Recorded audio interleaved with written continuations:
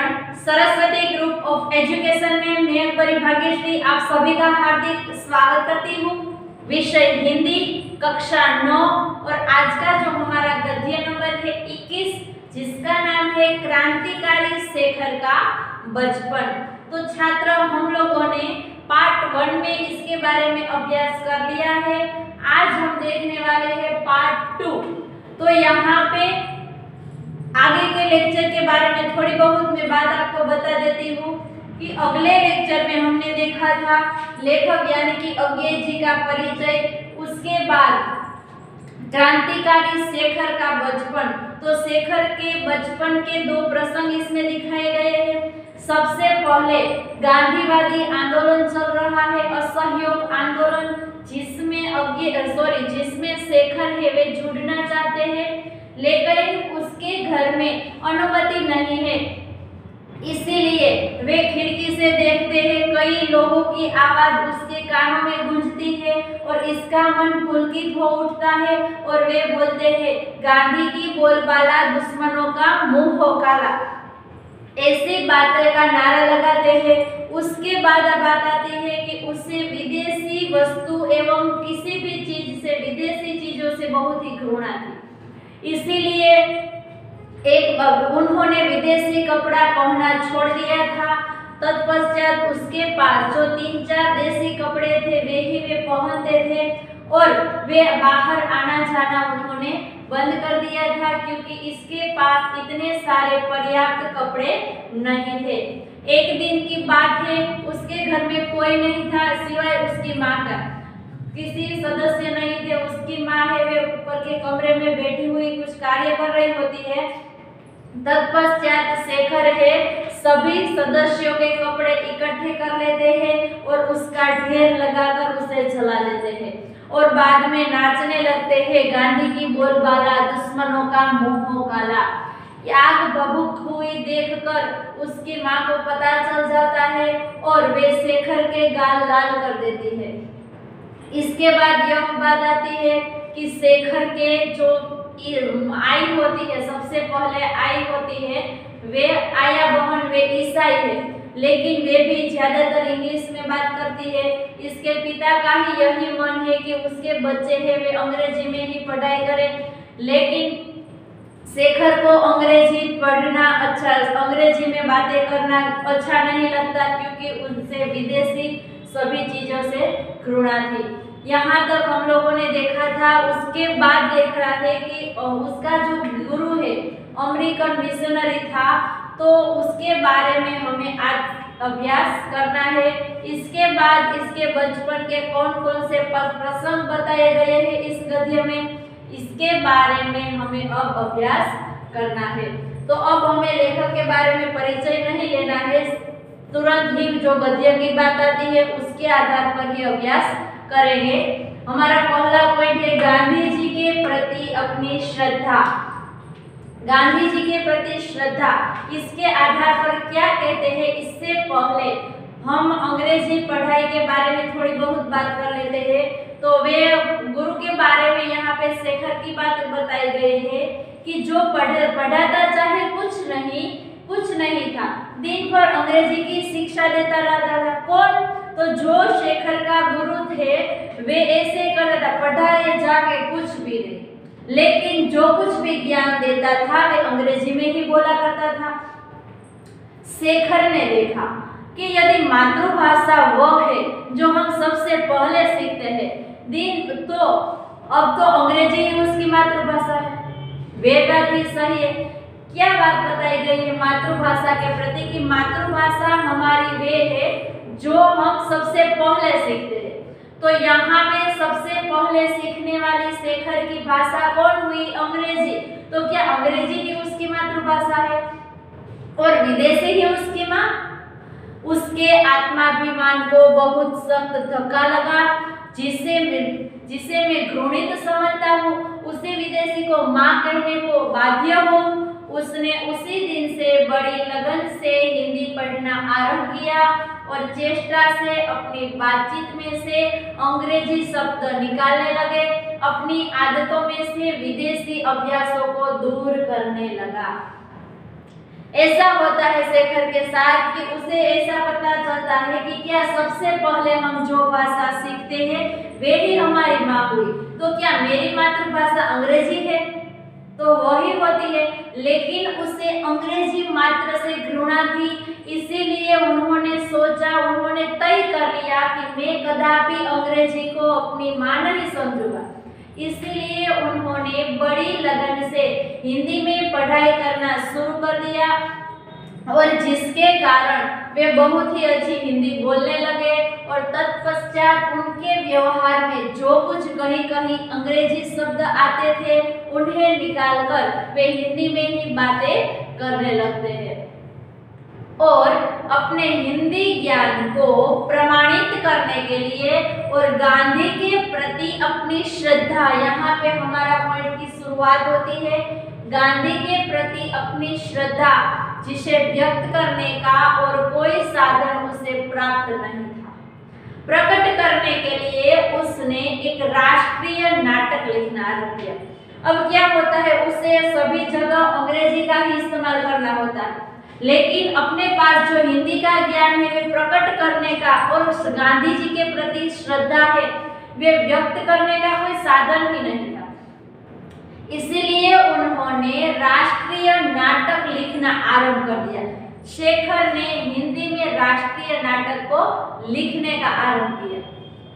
जीवन में देखे हुए एकमात्र खेल की स्मृति अभी तक प्रकट करने के लिए ताजी थी, इसीलिए उसे लिखने में विशेष कठिनाइयां नहीं हुई। उसने जीवन में कई सारे खेल आदि सब कुछ देखे हुए थे, इसके आधार पर उन्होंने लिखना प्रारंभ कर दिया, जिसके कारण उसे ज्यादातर कठिनाइयों का सामना भी नहीं करना पड़ता था।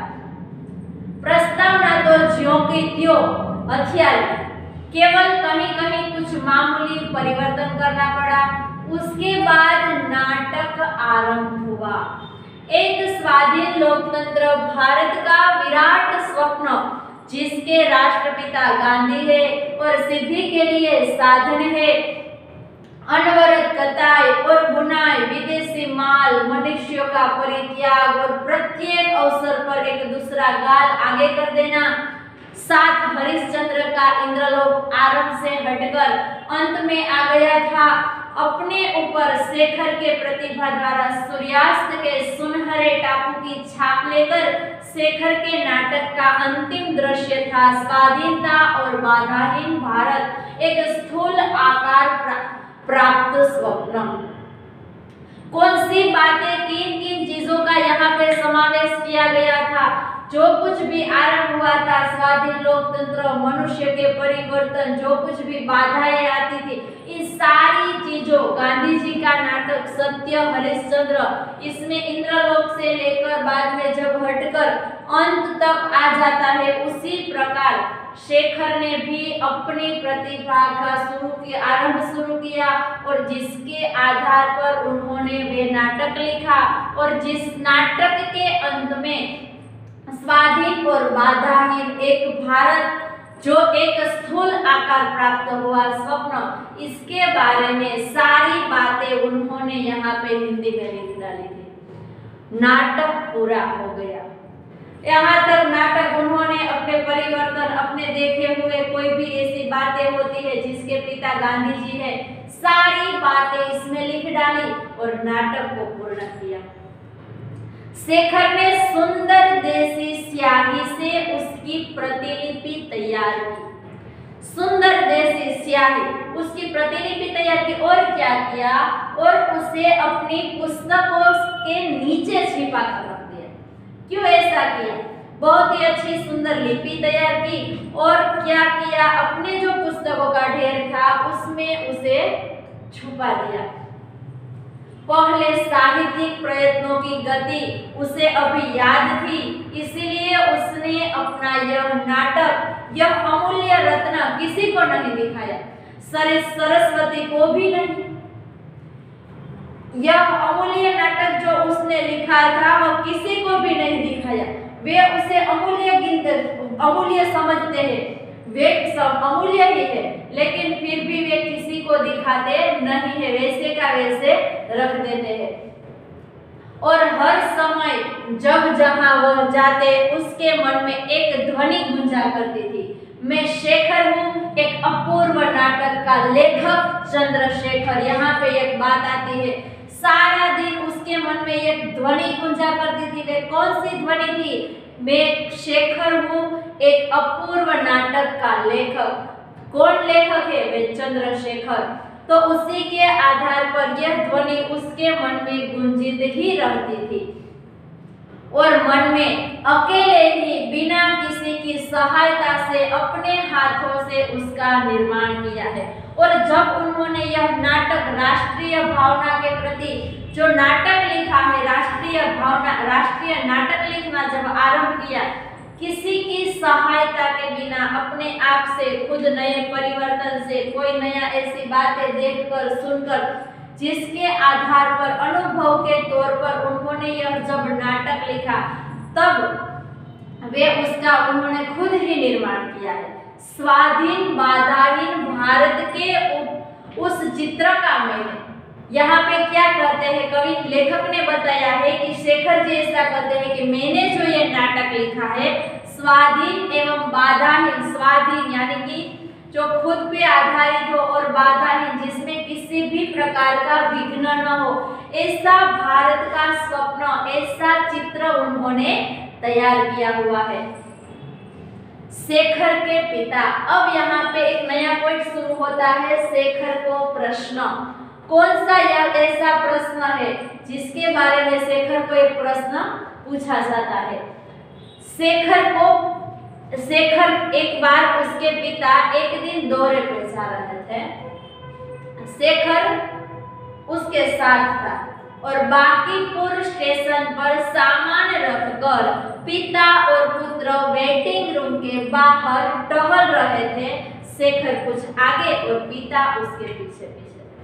यहाँ पे छात्र क्या होता है कि शेखर अपने पिता के साथ जाता है बांकीपुर स्टेशन में, तो वेटिंग रूम में वहां पे सामान रख देते हैं और उसके पिता और वे टहलने लगते हैं, यहाँ तहाँ घूमते हैं उसके पास ही। शेखर कुछ आगे चल रहा है, उसके पीछे उसके पिता चल रहे। और क्या होता है वहां कि पास से एक लड़का आया और शेखर को और उन्मुख होकर अंग्रेजी में बोला, तुम्हारा नाम क्या है?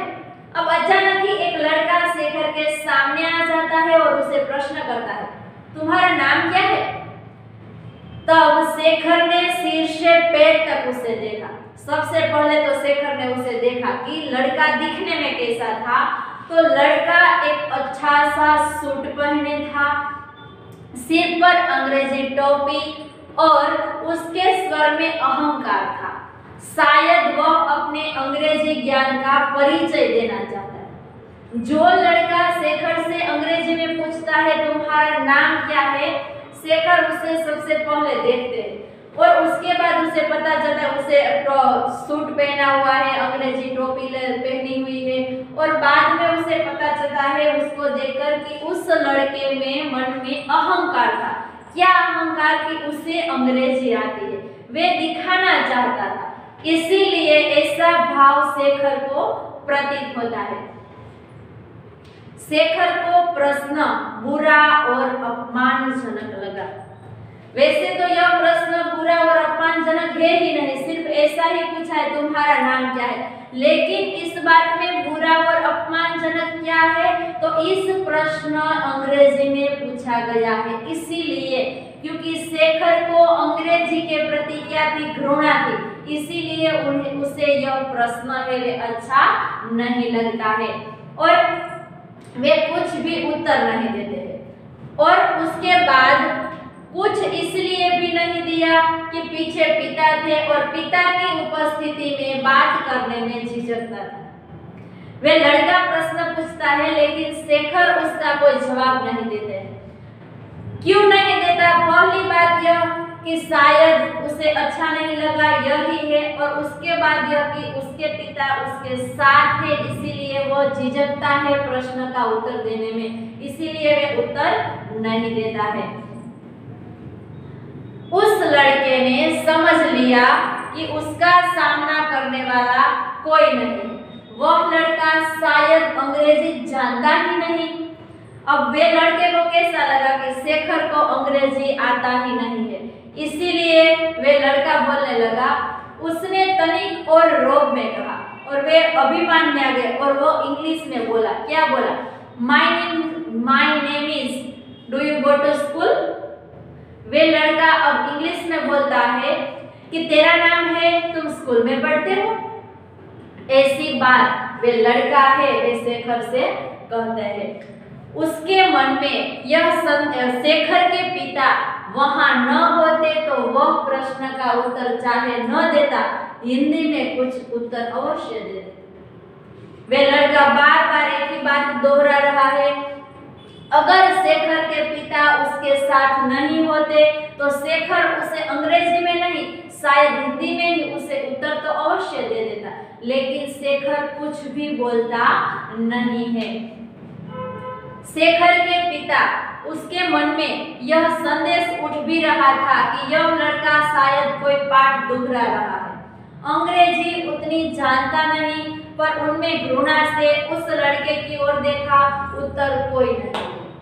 अब शेखर को क्या लगता है कि ये लड़का जो प्रश्न कर रहा है बार बार एक ही प्रश्न दोहरा रहा है, लेकिन कुछ उसे भी अंग्रेजी नहीं आता है सामने वाले लड़के को, लेकिन फिर भी अपना अभिमान दिखाने के लिए कि मुझे अंग्रेजी आती, ऐसा रोब जमाने के लिए वे शेखर से प्रश्न करता ही जाता है, लेकिन शेखर उसका कोई उत्तर देता नहीं है। पिता के कुछ कद्र के स्वर से कहा, शायद उस लड़के को जताने के लिए कि मेरा लड़का अंग्रेजी जानता है, जवाब क्यों नहीं देते। अब शेखर के पिता को ऐसा लगा कि मेरे बेटे को अंग्रेजी आती है फिर भी क्यों नहीं देते, इसीलिए वे लड़के के सामने शेखर के पिता बोलते हैं शेखर को, तुम उसके उत्तर क्यों नहीं देते, तुम उसके उत्तर तो दो, जवाब तो दो जो वो लड़का प्रश्न कर रहा है। शेखर और भी चिढ़ गया और भी चुप हो गया, और पिता के कहने पर शेखर ज्यादा चुप हो जाता है, ज्यादा उसको गुस्सा आ जाता है और वे कुछ भी बोलता नहीं है। वह लड़का मुस्कुराकर आगे बढ़ गया, और वे लड़का मुस्कुराया और आगे बढ़ गया, क्योंकि उसे क्या लगा कि मुझे ही अंग्रेजी आती है, इसको कुछ नहीं आता है, ऐसा रुआब उसके मन में हुआ गया था। पिता ने कहा, इधर आओ। शेखर उनके पीछे पीछे वेटिंग रूम में गया तो पिता ने उसका कान पकड़कर पूछा, जवाब क्यों नहीं दे, मुंह टूट गया है? अब क्या होता है, शेखर ने उसके पिता के कहने पर भी वे लड़के का उत्तर दिया नहीं, इसीलिए उसके पिता को गुस्सा आता है और शेखर को कहते हैं मेरे साथ आओ। और शेखर जब उसके पिता के साथ कहाँ पे जाते हैं, वेटिंग रूम में, जहाँ पे उसका सामान रखा होता है, वहां पे जाकर उसके पिता शेखर का कान पकड़ते हैं, कान खींचते हैं और उसे कहते हैं तुमने जवाब क्यों नहीं दिया, तुम्हारा मुंह टूट गया है क्या? ऐसा उसके पिता है वे शेखर को बोलते हैं। तभी ट्रेन आ गई और कुछ उत्तर देने से या उत्तर न देने का गुस्ताखी करने से बच गया, और उसी समय ट्रेन आ जाती है और जिसके कारण उसके पिता है वे शेखर को छोड़ देते हैं और जिसके कारण शेखर को कुछ उत्तर भी देना नहीं पड़ता है। दूसरे दिन घर पर पिता ने माँ से कहा कि हमारे लड़के सब बुद्धू हैं, किसी के सामने बोल ही नहीं सकते, बोल ही नहीं निकलता। शेखर ने सुन लिया और दूसरे दिन क्या होता है, उसके पिता उसकी माँ से कहते हैं कि हमारे ये जो बच्चे हैं वे सब बुद्धू है, क्योंकि दूसरों के सामने कुछ बोल ही नहीं सकते हैं, उसका शब्द ही नहीं निकलता। ये बात शेखर है वे सुन लेते हैं। तो यहाँ पे छात्र हमारा गद्य है वे खत्म होता है। यह गद्य शेखर एक जीवनी उपन्यास भाग 1 में से लिया गया है। तो छात्र अब मैं आपको यह बात बता देती हूँ कि हमारा यहाँ गद्य तो खत्म हो गया, लेकिन कितनी बातें हमें आज पढ़ी है और कौन सी बातें याद रखनी है, इसके बारे में थोड़ी बहुत बातें मैं आपको बता देती हूँ। इस गद्य में हमने देखा कि शेखर है उसे मातृभाषा अंग्रेजी पसंद नहीं, मातृभाषा के रूप में वे विदेशी भाषा को अपनाना नहीं चाहते हैं। तत्पश्चात एक प्रसंग आता है कि वे पूरी लगन से हिंदी में पढ़ाई करते हैं और उसके बाद हिंदी पढ़ने से राष्ट्रीय भावना नाटक वो लिखते हैं जिसमें गांधी है, वे राष्ट्रपिता है। उसके बाद जो कुछ भी अनुभव, परिवर्तन, जो कुछ भी बाधाएं, स्वाधीनता, ये सारी बातें उस नाटक में लिख लेते हैं क्योंकि उसे गांधी जी के प्रति अपनी श्रद्धा व्यक्त करने का एक तरीका चाहिए था। उसके बाद एक प्रसंग आता है कि वे बांकीपुर स्टेशन में अपने पिताजी के साथ जाते हैं। उसी समय एक लड़का है, उसे अंग्रेजी में पूछते हैं उसका नाम क्या है। तब शेखर उसे कुछ भी उत्तर नहीं देता है। एक तरफ यह कि उसके पिता उसके साथ है, वे झिझकता है, और दूसरी बात यह भी है कि उसे अंग्रेजी बोलना पसंद नहीं है। शायद उसके पिता उसके साथ नहीं होते तो वे हिंदी में ही उसके उत्तर दे देता, लेकिन वे कुछ उत्तर नहीं देता है। वे लड़का अपना रोब जमाने के लिए एक ही बात दोहराता है। पिता के कहने पर भी शेखर उसका उत्तर नहीं देते हैं और बाद में जब उसके पिता उसे डांटते हैं उसी समय ट्रेन आ जाती है और वे अपने पिता की डांट से बच जाते हैं। और दूसरे दिन जब उसके पिता उसकी माँ को बोलते हैं कि हमारे बच्चे बुद्धू है कि दूसरों के सामने कुछ शब्द ही नहीं निकलते, ये सारी बातें शेखर जान लेते हैं। तो छात्र इस गद्य में वस्तुतः हम बोल सकते हैं कि इसमें गांधीवाद विचारधारा एवं असहयोग आंदोलन में जुड़ने की, बचपन से शेखर के मन में क्रांतिकारी विचार, देश के प्रति श्रद्धा, विदेशी